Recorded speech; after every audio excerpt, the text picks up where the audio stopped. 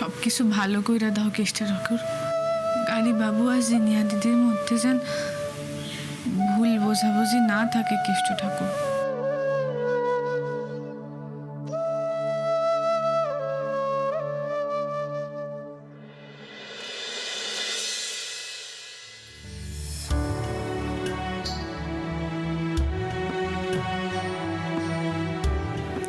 আমি নিশ্চিত গাড়িবাবু বুদ্ধিমান মানুষ, নিশ্চয়ই এটা দীক্ষা বুঝবেন।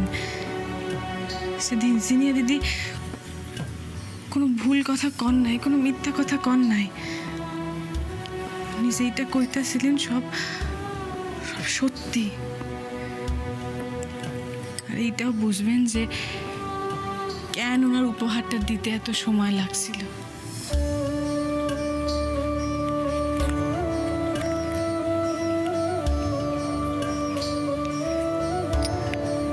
আশা করি উনি বুঝতে পারবেন একটা নতুন ভাষা শিখতে যত না সময় লাগে তার থেকে অনেক বেশি সময় লাগে সেই ভাষায় নিজের মনের কথা গুছায় লিখতে।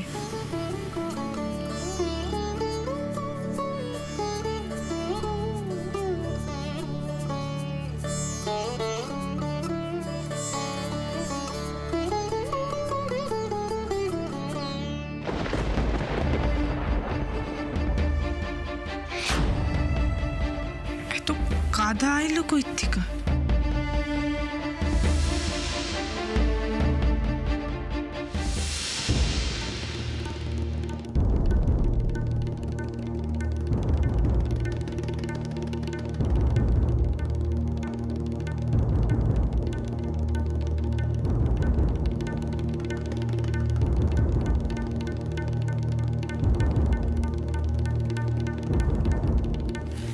কিন্তু এই কাদার দাগ তো টাটকা নয়, শুকনা। তার মানে কাল কেউ আমার ঘরে আইছিল।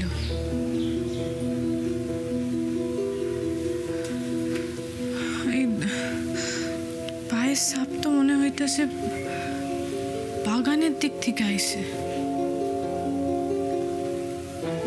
তার মানে বাগান থেকে কেউ আমার ঘরে আইছে। কিন্তু কেন, কি তার উদ্দেশ্য?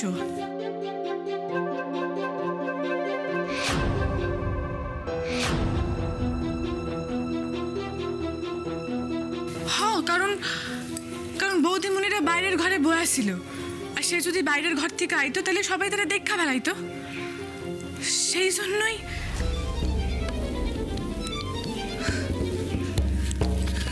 গাড়ি বাবুরে এক্ষুনি খবরটা দিতে হইব।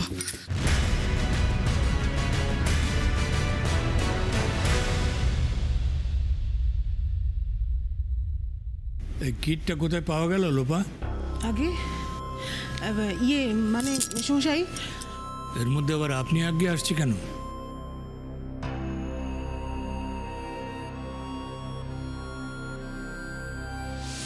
এটা যদি মেসোমশাই আর বৌদি জানতে পারে কতটা কষ্ট পাবে, বল, ভীষণ কষ্ট পাবে। তাই তোদের সবার কাছে আমার অনুরোধ, প্লিজ প্লিজ ওদের কিছু জানাস না। লোপা, হ্যাঁ মানে মেসমশাই, জানেন তো সবাই না আপনাকে বলতে বারণ করেছিল, কিন্তু আমার না ভেতরটা হাঁকপাক করছে আপনাকে বলার জন্য, তাই বলে ফেলছি। কালকে রাতে না একটা বিশাল কাণ্ড ঘটে গেছে মেসমশাই এই বাড়িতে। বিশাল কাণ্ড? হ্যাঁ হ্যাঁ, মানে আমি শুনলাম যে ওই রিমলি নাকি আপনার খাবারে এই বেগুনের বীজ পেয়েছিল, কিন্তু রূপজিৎ সন্দেহ করেছে যে এই রিমলি সবার কাছে ভালো সাজার জন্যে এই ঘটনাটা ঘটিয়েছে, এবং সবার কাছে ভালো সাজার জন্য আপনার এই ইনহেলারের কিটটা ও নিজের ঘরে লুকিয়ে রেখেছিল। এবং মেসমশাই কি বলবো, মানে হলেও তাই, এই ইনহেলারের কিটটা রিমলির ঘরেই পাওয়া গেল, জানেন?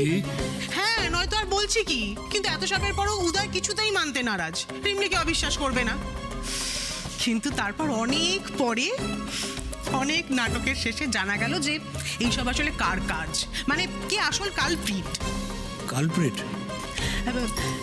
মানে কে আসলে রিমলিকে ফাঁসিয়েছে, আর আপনাকে কে এইভাবে জমের দুয়ারে ঠেলে দিয়েছে মেসমশাই। কে সে?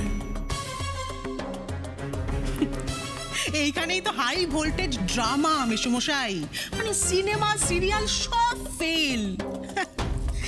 যে নাটকের পর্দাটা উঠলো অমনি দেখে আসল লোকটা।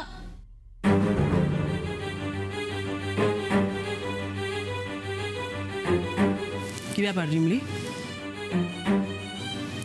কর্তা দাদু, কর্তা দাদু, তুমি এত সকাল সকাল উঠতে পারছো? আর তোমার শরীরটা ঠিক আছে তো? কোনো কষ্ট হইতেছে না তো আর? না। হ্যালো, তুমি থামলে কেন? বলো, কি বলছিলে? হ্যাঁ, মানে যেটা বলছিলাম, যেই নাটকের পর্দাটা কর্তা উঠলো। দাদু, তোমার মেথির জলটা আমি ওখানে রাখা দিছি, আমি নিয়ে আইতেছি এক্ষুনি, দাঁড়াও। দাঁড়াও, আগে লোপা ওর কথা শেষ করবে, তারপর সব হবে। হ্যালো, বলো। ওনার কাছে চেপে লাভ নেই রিমলি, উনি তো জানতেই পারবেন যে একদিন না একদিন পুরো সত্যিটা কিভাবে আমাদের লোপা, তুমি সকাল সকাল আবার শুরু করলে? আরে তোমার মতো পেট পাতলা মানুষ না আমি দুটো দেখিনি। আচ্ছা, তোমরা সবাই মিলে ওকে কথা বলা থেকে আটকাচ্ছ কেন বলো তো? বলতে দাও ওকে, ও কি বলতে চাইছে। হ্যাঁ, বলো।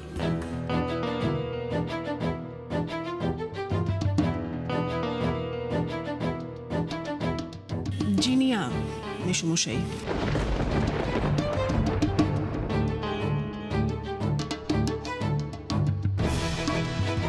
জিনিয়া? হ্যাঁ মেসোমশাই, নয়তো আর বলছি কি, এই সব কিছুর পেছনে জিনিয়া মেসোমশাই, এই সব কিছু ও ঘটিয়েছে।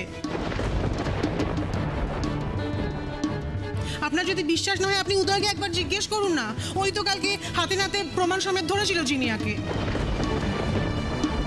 ছি ছি ছি ছি, জিনিয়া, ভুল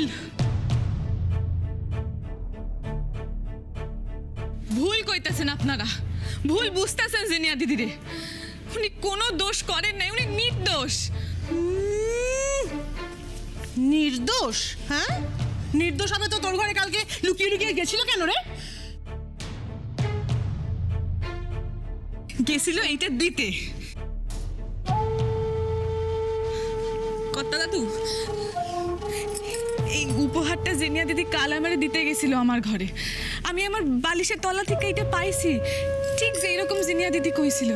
উনি সত্যি কথা কইতাছেন কর্তা দাদু।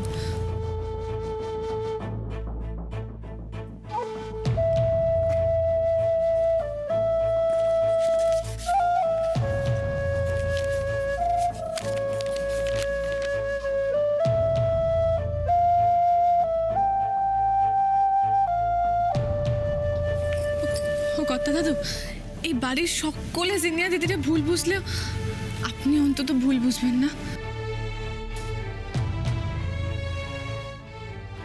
জিনিয়াকে ডাকো এক্ষুনি। এই রে, কর্তা দাদু কি তাইলে আমার কথা বিশ্বাস করলেন না? ছোট ম্যাডামের কথাই শুনলেন? জিনিয়া দিদিকে কি তাইলে আবার বকাবকি শুনতে হইব? দোহাই আপনার কর্তা দাদু, জিনিয়া দিদিরে আর বকাবকি করবেন না। কাল থেকে সকলে জিনিয়া দিদির অনেক বকাবকি করছে, খুব কান্নাকাটি করছিলেন উনি। তোমাকে যেটা বললাম সেটা করো। যাও, জিনিয়াকে ডেকে নিয়ে এসো এক্ষুনি। আগে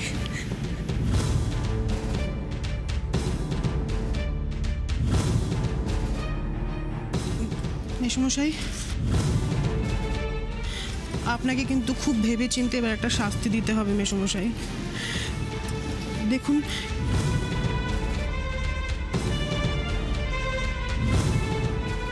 মেসোমশাই, আজকে যদি আমাদের মধ্যে থেকে এই কাজটা কেউ করতো, তাহলে কি এই বাড়ির কেউ আমাদের ছেড়ে কথা বলতো? বলুন।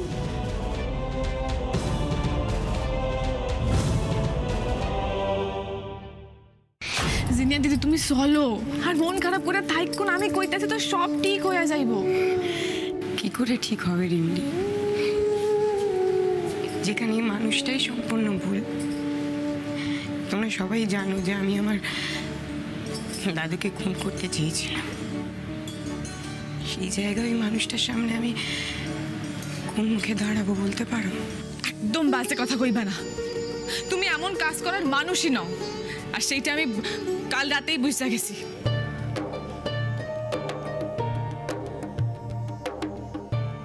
কি করে? তোমার উপহারটা দেখা আমার জন্য তুমি বাংলা লেখা শিখছো জিনিয়া দিদি।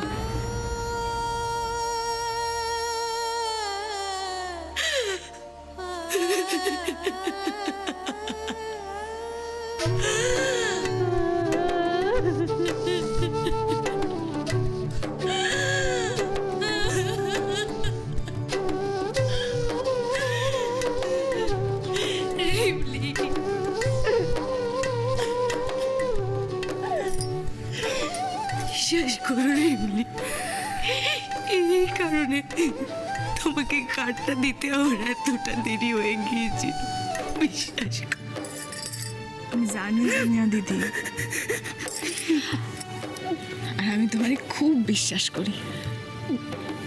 তুমি আমার একটা কথা শোনো, কর্তা দাদু খুব বিচক্ষণ মানুষ গো, উনি এতটা ভুল করবো না। তুমি ভয় পাইও না, আমার উপর ভরসা রাখো আর নির্ভয়ে চলো। এই রিমলি, তুমি সত্যি বলছো? সত্যি সত্যি সত্যি, চলো আসো।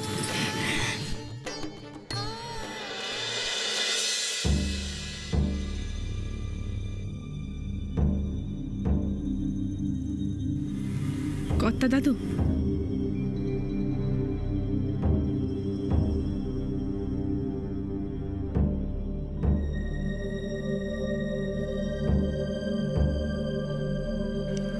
বাহ, এবার শুরু হবে আসল নাটক।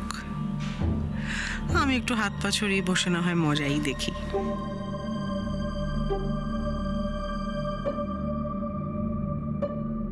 এই যে কাঁপা কাঁপা হাতে এগুলো লেখা হয়েছে, এগুলো কি তোমার হাতের লেখা? এই আবার কি কি প্রশ্ন করতে গিয়ে কি প্রশ্ন করছে এই বুড়ো? হ্যাঁ, আমার লেখা। বাহ, এক্সেলেন্ট।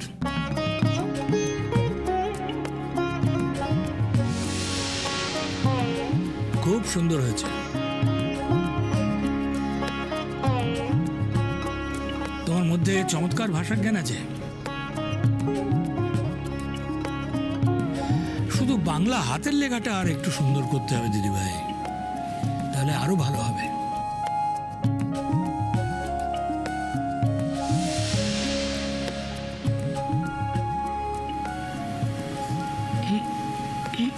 মানে মানে নিজের মাতৃভাষার প্রতি আরেকটু যত্নবান হও। রোজ এক পাতা করে বাংলা লিখবে। আমি তোমার কাছ থেকে আরো ভালো লেখা দেখতে চাই।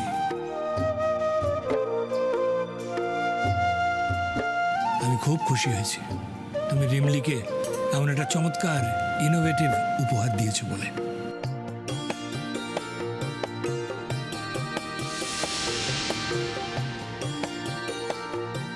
কি জিনিয়া দিদি, কইছিলাম না কর্তা দাদু খুব বিচক্ষণ মানুষ, উনি ঠিক বুঝবেন।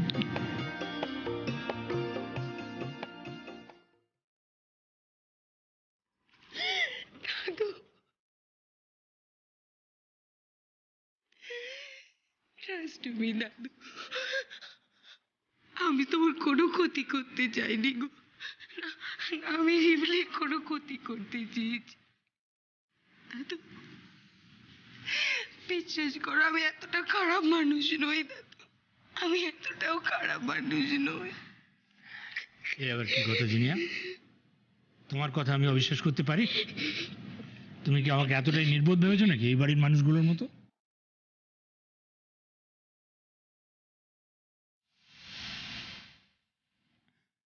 অবশ্য দোষ এদের নয়, দোষ তোমার মমের। তোমার মা এদের উপর এমন একটা প্রেশার ক্রিয়েট করে রেখেছে যেটা সব একটা নির্বোধ তৈরি হয়েছে।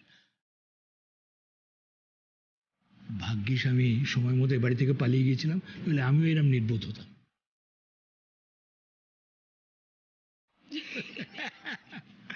রিমলি এক কাজ করতো, আমার ব্রেকফাস্টটা এইখানে নিয়ে আয়, তোমার এইখানে বসে খাবো আজ।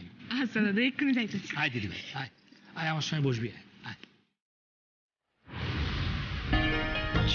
বাবা, কোথায় ভাবলাম মেসোমশাই জিনিয়াকে খুব বকবে, আবার একটু ড্রামা হবে, আর আমি একটু সকাল সকাল মুডটা ফ্রেশ করব, তা না, এতে দেখি উল্টে নাতনির হাতের লেখার প্রশংসা করতে বসে গেলেন।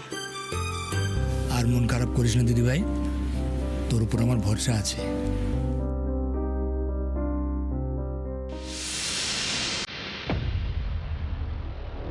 সকাল সকাল এসব আমি কি দেখছি?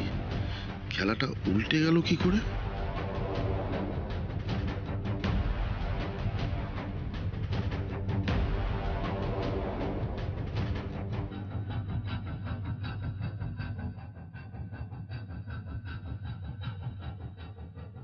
বলো, কি ব্যাপার বলো তো লোপা?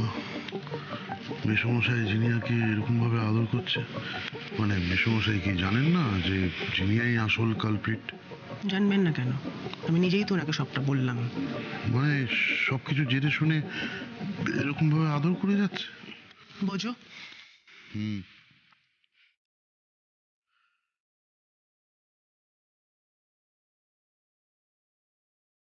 কথা দাদা,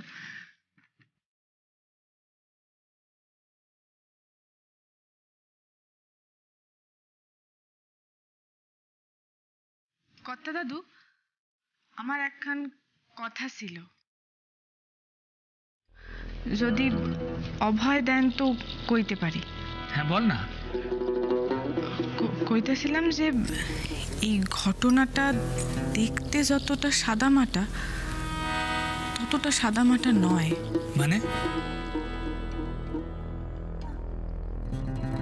মানে যে আপনার ক্ষতি করতে চাইছিল, সে একই লগে আমারে আর জিনিয়া দিদিরে ভাসাইতে চাইছিল বললাই আমার বিশ্বাস।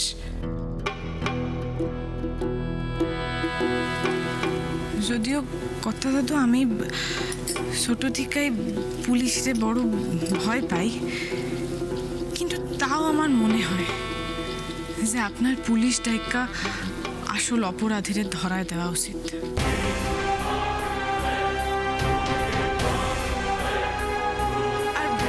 আর ছোট স্যার নিজেই যে এখানে পুলিশ, সেখানেও ওনার উপস্থিতিতে বাড়িতে এত বড় একখান ঘটনা ঘটতে গেল, উনিও তো চাইবেন আসল অপরাধীদের ধরতে, তাই তো ছোট স্যার?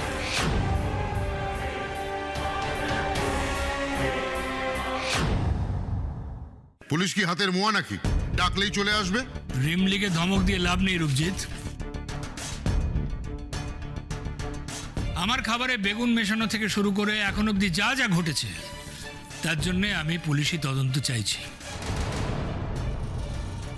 রিমলি নয়, আমি চাইছি। আর ভিকটিম যেখানে নিজেই পুলিশি হস্তক্ষেপ চাইছে, সেখানে তোমার তো কোনো আপত্তি থাকার কথা নয় রূপজিৎ।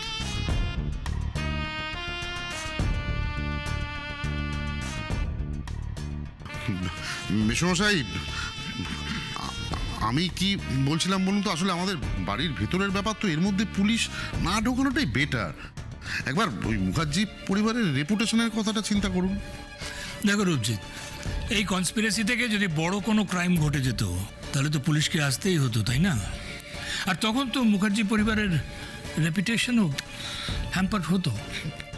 কিন্তু কোনো কিন্তু নয় রূপজিৎ, প্রমাণ ছাড়া বাড়ির লোক যে কাউকে দোষ দিয়ে দেবে। আমি থাকতে এটা তো হতে দিতে পারি না, তাতে করে ব্যাপারটা লঘু হয়ে যায়। কিন্তু এটা তো কোনো লঘু ঘটনা নয়, যথেষ্টই সিরিয়াস একটা ঘটনা। আমি মরে যেতে পারতাম রূপজিৎ, আর সেটা যদি হতো তাহলে রিমলি বা জিনিয়া কারোর একটা জেলও হয়ে যেতে পারত। কিন্তু আমি বেঁচে আছি। আমি বুঝতে পারছি এর পেছনে গভীর কোনো চক্রান্ত আছে। অন্য কেউ আমাকে মারতে চেয়েছে, কিন্তু ফাঁসাতে চাইছে রিমলিকে। তাই তো বলছি, তুমি আর দেরি করো না, পুলিশ ডাকার ব্যবস্থা করো।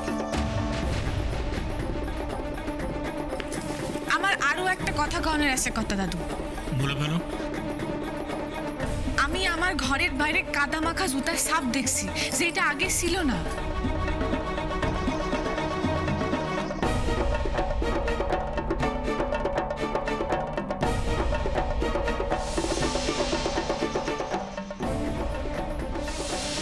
সর্বনাশ। আমার মনে হয় কর্তা দাদু, যে আপনার ফুসফুসিটা আমার ঘরে রাখতে গেছিল ওইটা তারই পায়ের ছাপ। কারণ এই ঘরে তখন বৌদিমুনিরা বৈশা ছিল, সুতরাং সেই ঘর থেকে যাইতে পারতো না। আর এই ঘরটা বাদ দিলে আমার ঘরে যাওয়ার আর একটাই রাস্তা আছে, বাগানের রাস্তা। আর কাল বৃষ্টি হয়েছিল, সুতরাং যে ফুসফুসিটা আমার ঘরে রাখতে গেছিল সে বাগানের পথ দিয়ে আমার ঘরে যাওয়ার সময় তার পায়ে কাদার লেগে গেছিল। রাইট, তুমি একদম ঠিক কথা বলেছো রিমলি। কিন্তু এমন কাজটা কে করতে পারে? ছোট, আপনার চটিটা আমি পরিষ্কার করে দিয়েছি। যা কাদা লেগেছিল না, ধুয়ে মুছে পরিষ্কার করে একদম চকচকে করে দিয়েছি।